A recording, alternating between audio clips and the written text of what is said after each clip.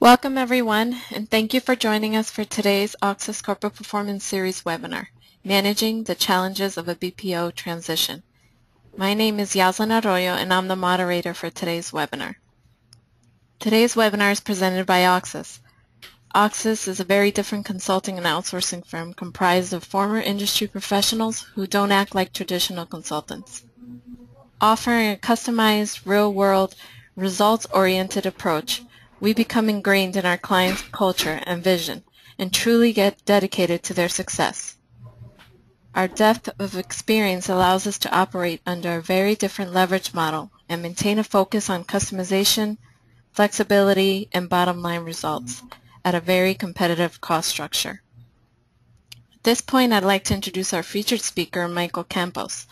Michael Campos is the Senior Service Delivery Manager on the Auxis Business Process Outsourcing team. He brings over 15 years of experience in the professional services field and has led a broad range of client engagements since joining Auxis in 2007, including the migration of the Systemax TigerDirect BPO operations. Prior to joining Auxis, Michael worked as a consultant for Ernst & Young in their technology and security risk services practice. Before we begin, let me remind all participants we welcome your questions. Please submit them in your webinar panel at any time. We'll address your questions at the conclusion of the webinar. And with that, I'll turn it over to our speaker, Michael. Michael? Good afternoon, everyone. Thank you very much for taking time on the Thursday afternoon to join this webinar. Hopefully, we can share some interesting information with you and answer any questions that you have. I'm just going to run through the agenda real quick. This presentation is going to touch on a number of topics for a successful BPO transition, including developing a solid implementation plan, change management, training your personnel, managing the go-live, developing good SLAs, and implementing the right technology to keep the process going. And we'll have a short question and answer session at the end. So some of the points that I wanted to make sure that we covered in this afternoon's discussion is we're going to review some of the challenges for a BPO transition.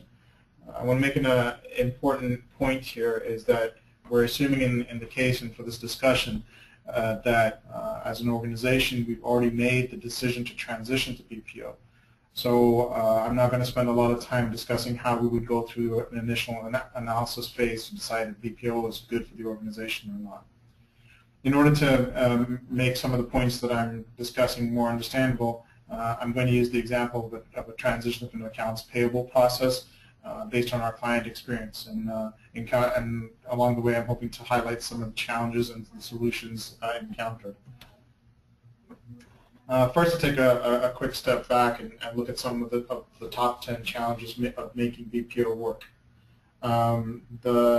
This slide, which is from a KPMG presentation, highlights some of the challenges, including cultural challenges that people see, which include the management fear of rocking the boat, a lack of understanding from senior management of the value of the BPO transition, senior management not convinced of the benefits, a disruption to the internal power structure, and internal resistance to a centralized process.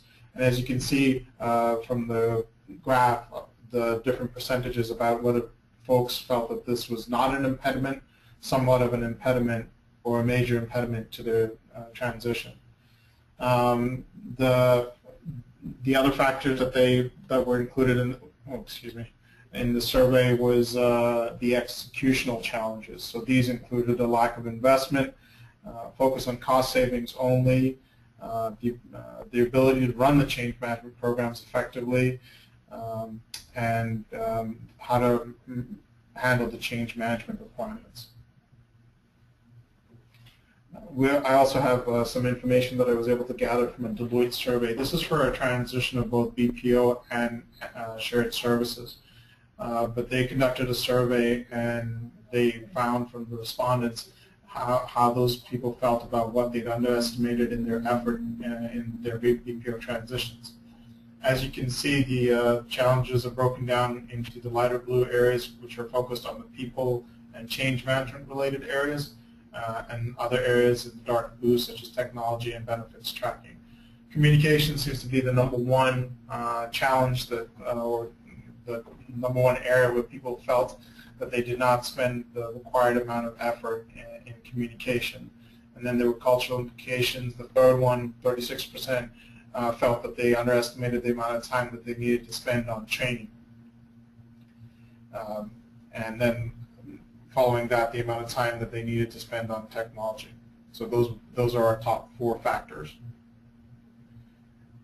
As people go through this transition, the first question is always, what should I outsource? So what we've seen in our experience is an operational continuum of how processes are migrated, and most people focusing on the BPO transition start with functions with a low level of operational complexity, and moving on to higher level, more complex functions. So you have your back office processing functions like AP, general accounting, and payroll, and then you move on into your corporate functions such as FP&A, treasury, tax administration, and in some cases people are starting to transition more strategic functions such as R&D and risk management to BPO. The key in choosing what to do for the first time that you're outsourcing is to look at those operations which are lower, or processes which are lower risk and have less of an impact on your strategic and external operations. Those operations also that require limited management oversight, and then you also have to gauge the level of skills and experience required to execute those functions. Another question that we usually run into is, well, how long does it take to implement or make the transition? Here's a quick slide that discusses gives an idea of the time frame involved depending on the complexity of the process, which has a direct correlation to it, and also the size of the process. So at one end, we've got a simple process that's only done in one location, that only deals with one vendor. It's executed by less than 200 FTEs, and on average, that takes less than 3 months to implement. Versus on the far end, you've got multiple regions, multiple vendors, multiple FTEs, and that could take up to a year. What you need to understand is what you're going to implement, how you're going to implement it, and that will drive how it's going, the time and the impact to your organization. In order to make sure that we have a successful BPO transition, we do need to make sure that we've got a structured migration approach. We have the approach that we follow. It breaks it down into 4 phases, which is an initial analysis, a design phase, an implementation phase, and an optimization phase. As I mentioned at the start of the call, the evaluation or analysis phase to make sure that the BPO transition, I'm just going to go through this real quick. This is more about analyzing your organization, looking at cost savings analysis, and deciding which contracting model is good for you. The next phase, which is the design phase. In this phase, what you're looking to do is do a functional deep dive, understand the as-is model. What are the processes how are the processes currently conducted? What are you planning to do for the next stage in the process when you do the future state design? What does the organization look like? What are the tools that you're going to use? What are the business rules? Where are the handoffs? Are you going to do like a simple lift and shift, or are you going to try and incorporate improvements right away into the new process?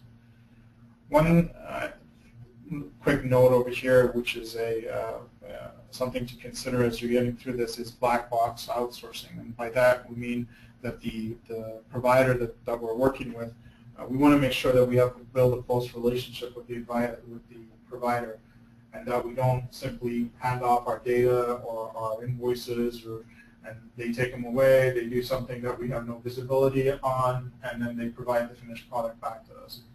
That does not ensure that we have the proper controls and the proper oversight in place to make the process and the transition successful. The next part of it is the implementation, which is defining the SLAs or the service level agreements, the key performance indicators, understanding how we're going to handle communication and reporting both internally within our organization and with the BPO team. Understanding the training, making sure we have the right standard operating procedures and tools and processes.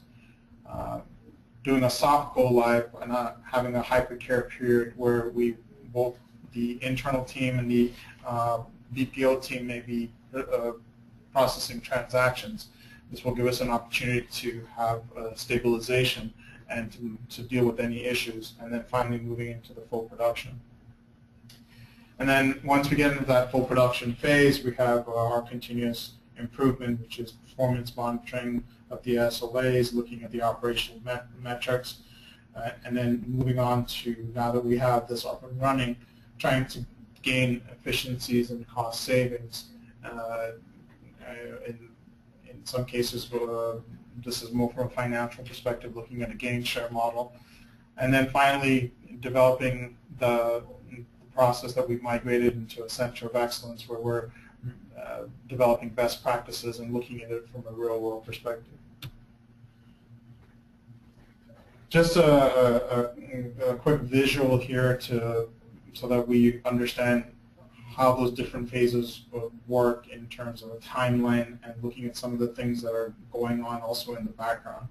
So to the far left is your analysis phase, where we would have on the far left is your analysis phase, which we're not going to deal with at this point. We're assuming that the decision to transition has already been made. In the design phase, which we're going to do a functional deep dive, where we have this part of it takes approximately 4 to 12 weeks if we're looking at our example of the transition of an accounts payable process. What we have to do in this phase is the process workshops, determine those operational handoffs and business rules, finalize the operating model, look at the standard operating procedures, look at the service level definition, performance reporting, and the training plan. In the next phase, which is the migration phase, is when we're going to be doing our training, both on processes for internal and external folks, for tools that we may implement for the process, finalizing some of that initial reporting, and then we move into our hypercare phase with our production ramp-up, operational stabilization, and then the final development of the SLA. And then we move into the production phase, which has the full SLA production, the daily, and we start going into our daily and weekly status meetings. We start looking at monthly performance levels, and eventually we get to the point where we're having our annual BPO performance evaluation and review. Some of the things to consider as we move through this process is that in the background we do have the staffing that's going on to make sure that we have the right people on the BPO team, facilities preparation if necessary for the BPO site, looking at enabling technologies. We'll talk a little bit more about this in further slides, and looking at the overall program management, communications, and people engagement. So let's talk a little bit more about developing the plan. What do we have to look at? We need to look at the processes that we're moving. And when we're looking at the processes that we're moving, we should have a distinct starting and ending point to those processes. We should also make sure that we have distinct handoffs between the internal teams and the BPO team. We also need to identify the BPO transition team, the team that's going to work to make sure that this all goes smoothly. The team members that we select for this team should be knowledgeable about the process, but we have to be very careful about the level of people that we're picking. We can have managers that are knowledgeable about the process, but it also helps to have at least 1 or 2 individuals that will be considered super users or processors who do the transactions on a day-to-day basis, so that they can be able to provide the necessary level of insight to make sure the transition is successful. And then we also need to understand the time frame over which the transition will take place. And this is an important point. We need to be realistic about the time frame. We need to upfront and communicate this out to people to understand that all of these phases, the understanding of the processes, the training, the go live, and the full production will take time if we want to do this correctly. As I discussed in the beginning, I wanted to tie some of this into some of the examples that we've seen in real life with our clients. We did an AP process migration for a client of ours in Miami that the client received about 36,000 paper invoices per month. These invoices were then processed by a team of approximately 24 people, 17 full-time, and 7 additional temps and contractors. And what we had to do was convert them from a paper process where stacks and stacks of invoices were moved from desk to desk as part of the process, and instead convert this into a process where we could do this for them remotely. What we decided was the distinct starting and ending points of the process was the receipt of the invoices, the processing of the invoices in the system, and the payment, and the stopping point was the payment or the issuance of checks. So in order to accomplish this, the team that we picked to help with the transition, the internal team, was the AP supervisor and then 2 AP processors that handle some of the challenging vendor accounts. This particular client had vendors that they dealt with for large volumes of stock, and the challenge there was to make sure that those large vendors had their invoices processed in a timely manner, that payments were issued, because they were at risk of being put on hold and not having stock to ship to their customers. The time frame that we established was 3 months to basically document the process, implement the technology, train the folks, and then go live. So again, understanding what's being migrated, who the people are who are migrating it, and when is this going to be migrated. Some other points to consider in the design phase as you're designing the processes. The processes are going to change. A lot of people decide to go with the lift and shift approach. So what we're doing today, we're just basically going to convert that and ship that over to the BPO team. Even something as simple as that does have changes. First of all, how is the information going to get between your current location and the new BPO team location? Whose responsibility is it when something breaks? You also have to understand that understanding the processes will take time. Have you allowed enough time for workshops with the internal and BPO teams to make sure that everyone understands the process flows, the handoffs, and the business rules? And finally, understand how you're going to highlight and manage any risks in the process. So coming back to our AP example, how are you currently processing your paper invoices? How are you going to get the paper invoices to the new team? In our case, we set up a scanning methodology to basically transition those invoices. There was one individual on the internal team who was scanning the invoices and taking those invoices and giving them to the BPO team. The BPO team was then using an imaging tool to index the invoices, collect information such as invoice number, dollar amount, due date, and basically transitioning that into the workflow system. And in what used to be movement of stacks and stacks of paper to different people's desks became a workflow through a tool with distinct points where people could review invoices on their screens, approve them, and process them in the system. The next question is, well, what happens when those invoices are missing, go missing? Who resolves the issues? What about implementing controls in the process? With this particular client, this was a big issue. They had actually attempted to do a BPO transition prior to us coming on site. They tried to outsource to an Indian outsourcer, and within 3 months they basically pulled the process back. They did not define a good methodology for handing over the invoices. The outsourcing team in India lost invoices. They would scan invoices with page numbers missing, with items out of sequence, lots of different challenges. What we had to do in order to gain the client's confidence and to make sure that this transition occurred smoothly was to designate a person on the internal team that was the point of contact for receiving the invoices and scanning them. We had a designated person on the BPO team that was in charge of monitoring the receipt of those invoices.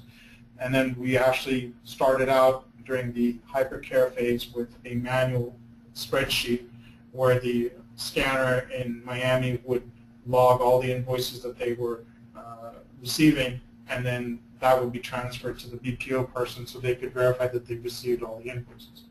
We were also able to leverage the technology involved because the indexing tool would create batches of invoices and transfer those over into the workflow tool. And those batch controls allowed us also to track things back. For example, if a processor saw an invoice and for whatever reason the scan was not good, they couldn't read the last two decimal places on the dollar amount, we actually tested this when we were able to, within 10 minutes, call back to Miami and have the person who was doing the scanning go to a filing cabinet and pull that invoice because they were able to trace the invoice to the batch and the batch back through the scanning process to where it had been filed. Other things to consider: what are the different types of invoices that are processed by the AP team? Are they all processed in the same manner? Most people think that, oh yeah, we just have these the AP team deals with all these invoices, and that's it. As we're moving into a BPO model, we have to start considering, well, what are the different types of invoices, and does every single type of invoice actually get processed the same way? What you need to consider is the following. Stock invoices. A processor can get a stock invoice, and as long as they log into the ERP system, see a corresponding receipt for the goods from the warehouse, they can go ahead and process that invoice and everything's fine. But there are other types of invoices that are received, for example, utility invoices, invoices for legal services. They can be significant bills. How do you make sure that the processor has the right approval? When the process was internal, the individual could approach the legal department and say, hey, is this invoice okay?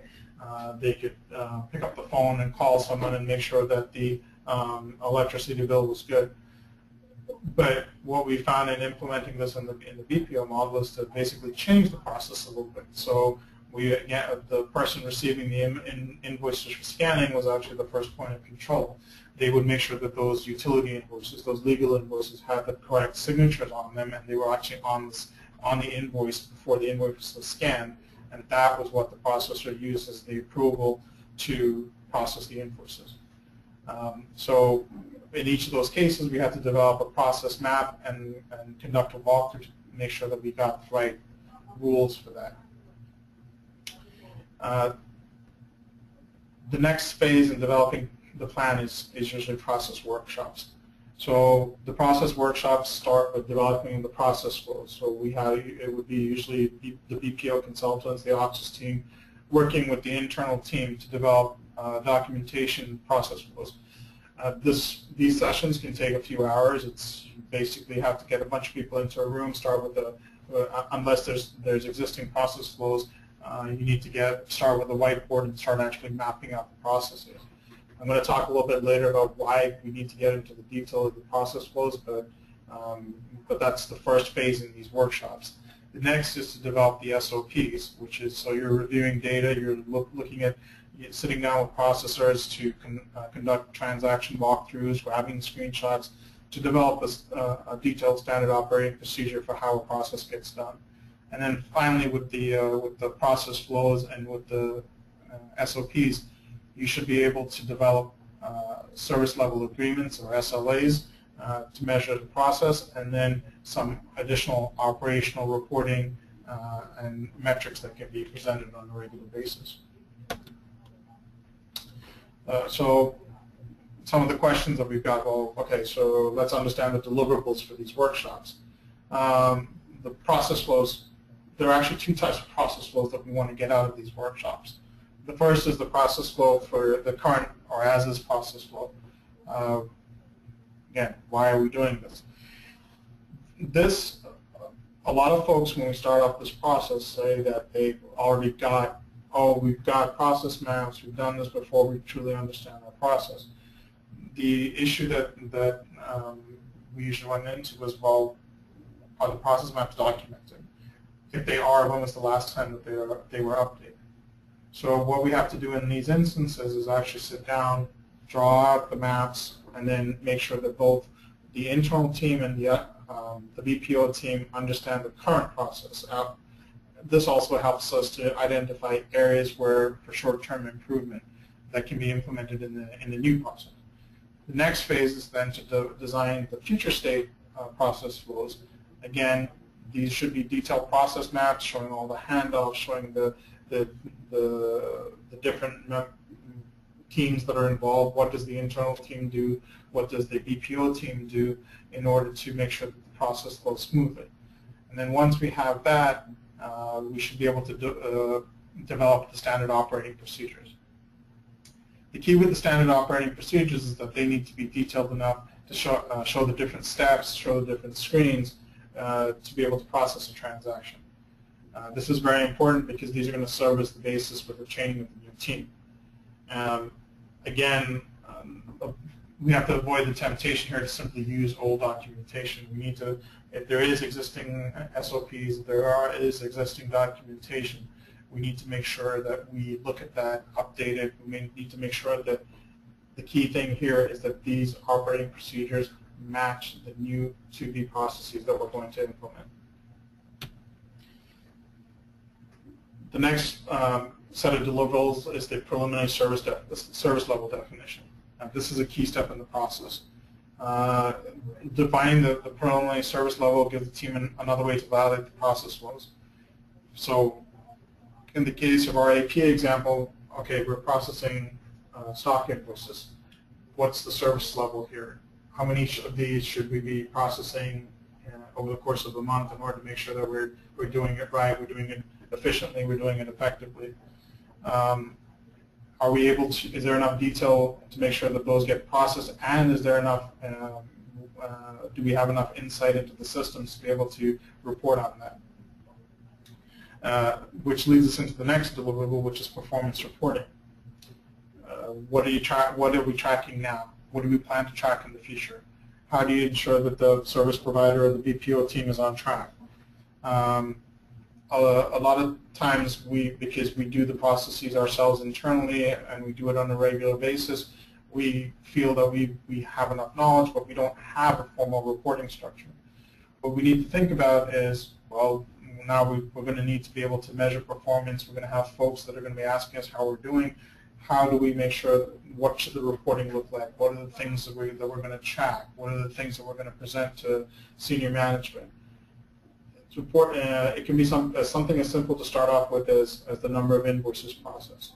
As we get more comfortable with the process, then we can start looking at tracking more detail, the different types of invoices processed, the number of invoices by processor to give us to see if we've got any issues within the team, the accuracy of those, how many times we have to rework invoice. In the example before, where we're scanning invoices, we're moving them through an approval stage and then to a processing stage, measuring how much time each invoice spends in the queue to give us an idea if we're about to hit a backlog or if we're actually doing better than we thought we were. One of the things that we need to consider also as we develop all of those deliverables is how we're going to manage the change for the organization. An Accenture survey of 263 executives found that the gap between BPO high performers and typical performers is large when it comes to executing a robust change management policy. There are more than 3/4, 77% of the high performers characterize themselves as successful at executing change management plans, which is about 43 percentage points higher than typical performers. So how do you have an effective change management in a BPO transition? One of the ways to do this is to manage the short-term and long-term effects of the change by paying attention to the initial changes to the organization and then optimizing the performance of both the retained team and the service provider team. We have to transform the provider relationship from a them relationship to an us relationship. and we have to think about changing employees from doers to service coordinators. The next slide here kind of gives you a better idea of how this works. If you look at the left side of the slide, we have our traditional organizational model, which is a pyramid structure. You've got your leadership at the top, you've got your middle managers, you've got your internal employees that are working on processing the different transactions. And along the sides over here is where you have your on-site contractors. What this means is that most of these internal employees are basically back office doers. They're processing transactions. That's all they do. They don't do anything else besides trying to crunch through a volume of transactions. They can be disconnected from the both internal and external customers in the organization, and in a lot of cases, if they have contractors, if they're working with any kind of provider, they see that provider here as them. The provider is not part of the team, and the provider is external to the organization, and the provider does not. There's a tendency to, when mistakes happen, to basically blame the provider and say, "Oh, it was the third party, the provider. That's why this happened." If we have an effective change management model and we make a successful BPO transition, then our organization should look more like this, where we have a leadership team at the top that's focused on quality and governance. Our middle managers become more subject matter experts and project leads. Then we have our internal employees that are managing and becoming more service coordinators for the BPO team. But the BPO team is still seen as part of the overall team. How does this work in our AP model?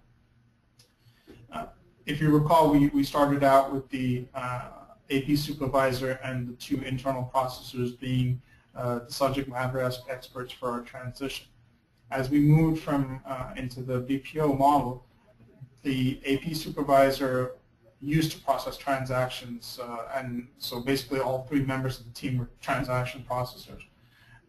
The client had a lot of issues with vendors calling, not getting responses, delays with checks, internal salespeople that were constantly bombarding with requests because they were also getting pushback from vendors in terms of shipping stock.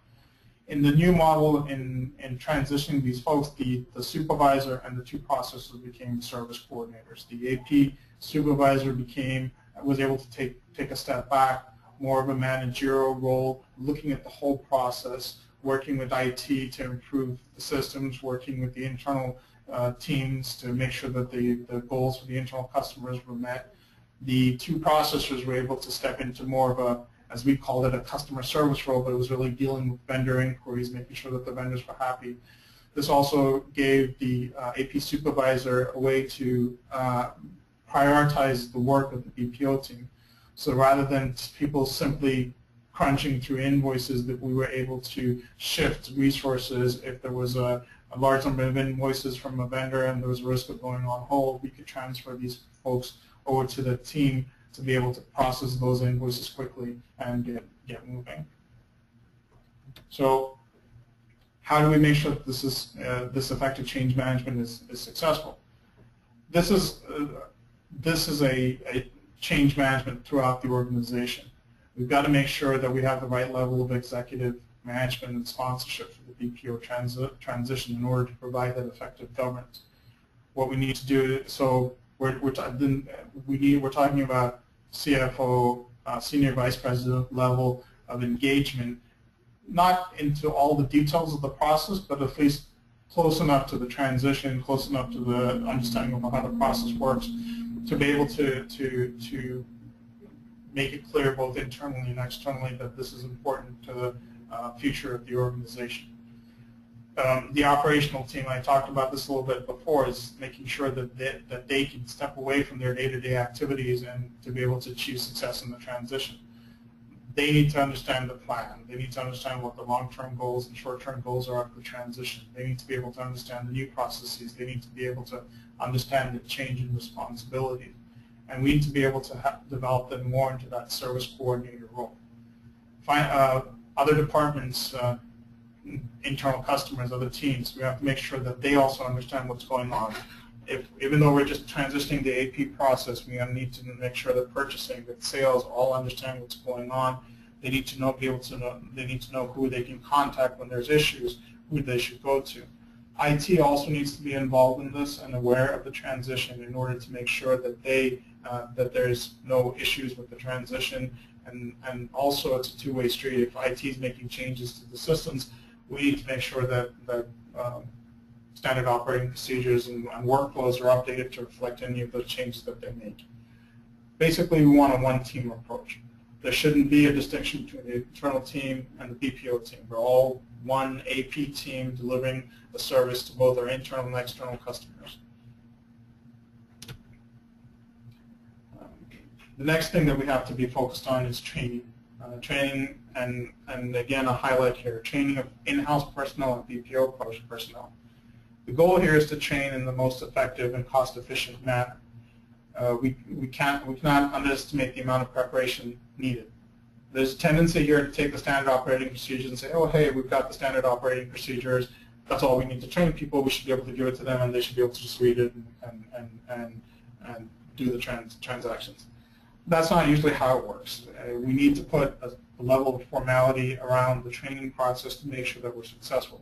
We need to develop a training plan, a training agenda, presentations, test scenarios, so that when we're done with the training, we have the teams run through tests to make sure, one, that they understood it, two, also it helps identify any issues that may be there. We've got to make sure that we train both teams. Why? The process is going to change. We've got to make sure that both the internal team and the BPO team understand where those handoffs occur. New systems may be implemented. In the case of our AP transition, we implemented a document workflow tool that was basically the internal team also had access to it, so they could see the status on invoices. They could resolve any issues with invoices through the workflow tool. Again, we had to conduct training sessions. We had to develop an SOP, make sure everybody understood what was going on, what the responsibilities were in the system. What's the best way to do this?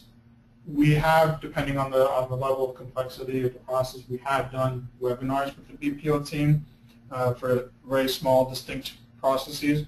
However, the best scenario, in our opinion, is actually to send internal SMEs on site to the outsourcer, to the service provider, and do some training on site. Reasons for that: it's easier to conduct training in person. Remember that the people doing the training, your SMEs, are eventually going to be your service coordinators. So we want them to build a rapport and basically put names to the faces, so that when they get back to the headquarters location, or where the internal team is located, that when they pick up the phone, when they send an email, they know exactly who they're talking to. And finally, this is also part of that process of making sure that the internal SMEs understand their role as service coordinators, that they're basically responsible for helping the BPO team to be successful. Having done all this and having concluded our training, the next thing that we have to think about is managing the go-live. So we usually recommend a soft go-live versus a hard go-live. Why? It's easier to manage issues with both teams working in parallel. Both teams are processing transactions. Both teams are available to deal with issues, to deal with transactions that fail. Sometimes we run into very specific issues that may not have been captured in the process flows, or may not have been captured in the standard operating procedures. And it's good to have people available to do that during the soft go live. We need to communicate the dates of that soft go live versus the hard go live to all parties. We need to make sure that internal customers understand that the change is occurring, so that if they're contacting one of the processors internally for information, they need to know that, well, identify the corresponding individual on the BPO team that they need to speak to. I'm going to make jump off topic real quick. One of the things that we need to consider also is how that communication is going to work. We found that basically bringing the BPO team into the internal email system, bringing the BPO team into the internal phone system, if we're using IP phones, for example, kind of build some of that seamless transition so that internal customers are still sending to a similar email address. They're picking up, they can see an extension listing, they're calling one of their extensions, and it makes everything simpler. We need to make sure that IT is on standby to quickly resolve any issues. We also have to make sure we have proper procedures in place to quickly identify and communicate issues. We should, for example, consider using a ticketing system similar to an IT help desk to manage the issues. Hold daily, even hourly status meetings if necessary, and finally determine if internal personnel should be on site at the BPO site during the initial stages of go live.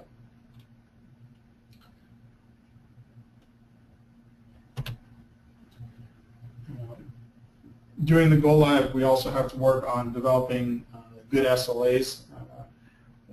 We have to make sure that we gather the right data. This process starts during the workshops, but it continues on through the go live process. Usually we go with soft go live. We go with a 90-day hypercare process, and our goal is to have the SLAs finalized only at the end of the 90-day hypercare process.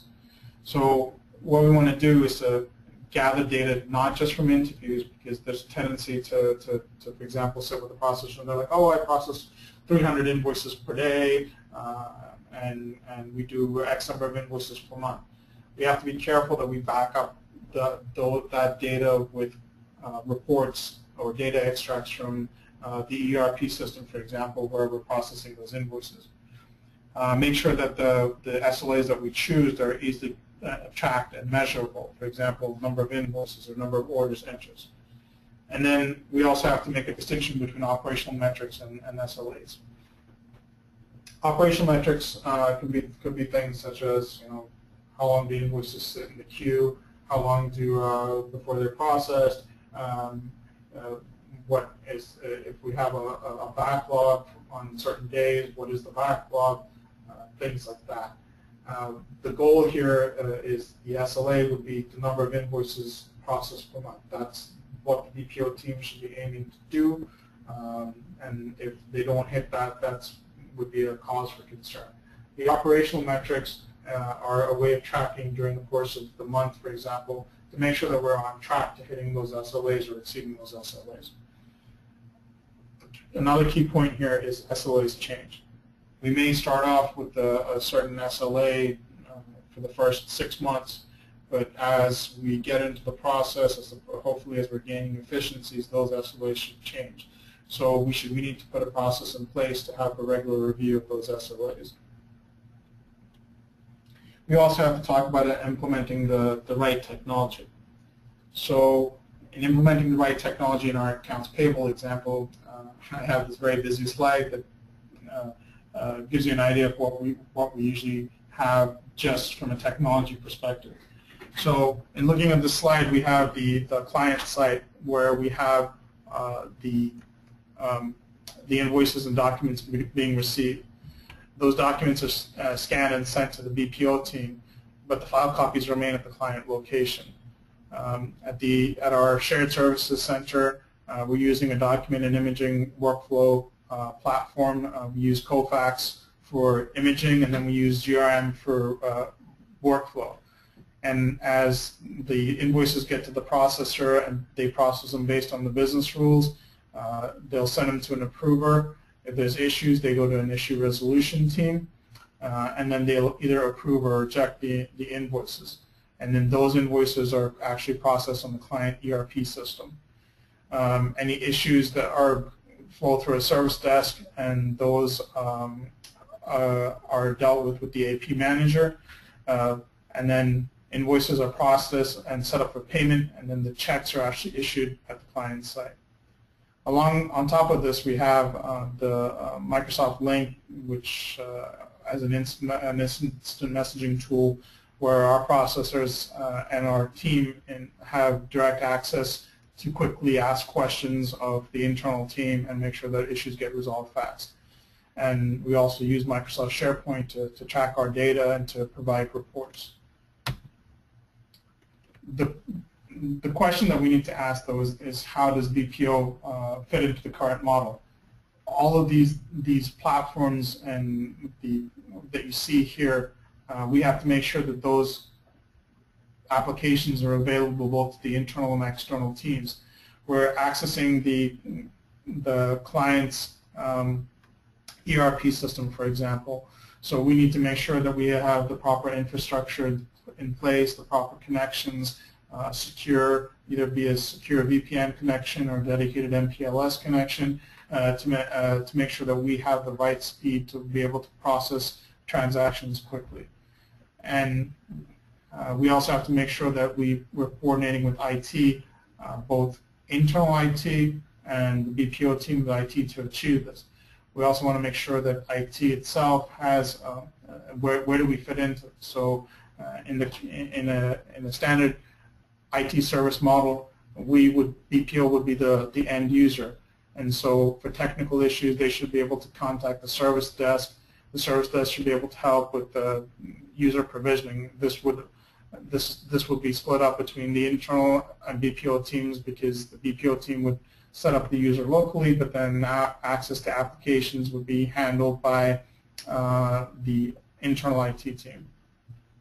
We have to look at how issues with applications or with infrastructure get escalated. In some cases, for example, we use our workflow tool as a hosted application. So who's responsible for issues being escalated to the vendor? We also prefer to see both internally. We use the ITIL framework to manage IT service delivery, and hopefully on the internal team there's a service delivery model being followed. And within IT itself too, as a support to the BPO transition, they should have their own SLAs and reporting on their tickets. So that brings us to the end of our presentation. So as a quick recap, we've talked about developing a solid implementation plan. We've talked about change management. We've talked about training our personnel, about managing the go-live, developing good SLAs, and implementing the right technology to keep the process going. Before we jump into the Q&A section, what I'd like to remind everyone is that Auxis does offer a complimentary BPO Opportunity Scan for qualified organizations. If you'd like some more information, please feel free to contact me. My email address is on the screen, or you can also contact Pedro Del Valle. His email address and phone number is also on the screen. And at this point, I'd like to thank you very much for your time and for joining us today. I'm going to turn it over to Yaslin if we have any questions. Thank you, Michael. Yes, we have some questions here from one of our participants. The first one is, how do you manage the relationship between internal and external IT teams? That's a very good question.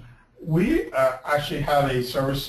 We have service delivery managers both for our BPO, so a direct interaction with the internal team, and then on the IT side, we similarly have a service delivery manager that works with the client IT. So we initially, if anybody on our team has an issue, they open a ticket with our service desk. Our internal IT team makes sure that none of it is in the infrastructure that we control, and then the service delivery manager actually coordinates with the client IT to make sure that issues get resolved. In some cases, for example, with applications, our APT themselves have access to the client's IT service desk application, and they can open tickets for the application team themselves. Thank you, Michael. The second question is, what are some of the challenges you've seen in transitioning bank reconciliation and cash application processes? What we've seen with the transition of the bank rec and cash application processes, those processes in some ways are very similar to the transition of the AP process. However, some of the things that we have to consider, we actually use a tool called Blackline in order to manage bank reconciliations for our clients. And the setup of the tool and the implementation took a little bit longer because we had to first make sure we have the right data extracts from both the client systems. In this case, the ERP was SAP. We also had to make sure we had the right data coming in from the banks. We had to set up the right matching rules within the tool, and we were able to then transition that and automate the reconciliations. So in order to facilitate that transition, we actually started out with the manual process. The client used to do 60 store reconciliations per day, and they actually had 6 individuals that were full-time dedicated to doing those manual reconciliations. As we migrated, we basically transitioned to a BPO team. We left 1 individual internally and took 5 individuals into the BPO team. Those individuals would do started off doing the manual reconciliations. As we implemented the reconciliation tool,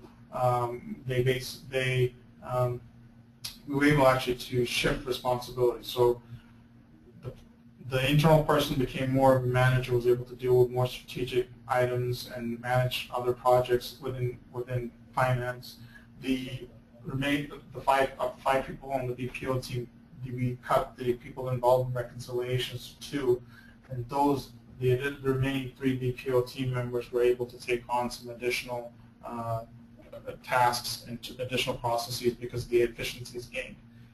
On the cash application side, some of the things we had to consider was being able to get everybody secure access to the lockbox, and in the case of cash applications, setting up the proper communication procedures.